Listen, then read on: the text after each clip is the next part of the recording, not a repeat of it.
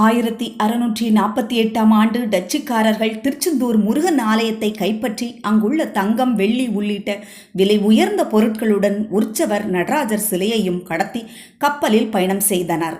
திடீரென கடலில் பெரும் சூறாவளி ஏற்பட இதற்கு முருகன்தான் காரணம் என்று பயந்து முருகன் நடராஜர் சிலையை கடலில் தூக்கி எறிந்தார்கள். அதன் பின் தான் கடல் சீற்றம் குறைந்தது என்று டச்சுக்காரர்கள் இராணுவ பயண குறிப்பில் குறிப்பிட்டுள்ளார்கள்.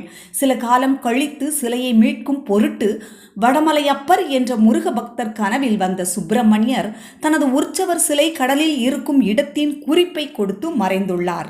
கனவில் இருந்து எழுந்த வடமலையப்பர் சிலருடன் கடலுக்கு செல்ல முருகப்பெருமான் கூறியது போல் கருடன் வட்டமிடுவதையும் அதற்கு கீழே எலுமிச்சம் பழம் மிதப்பதையும் கண்டார்கள்.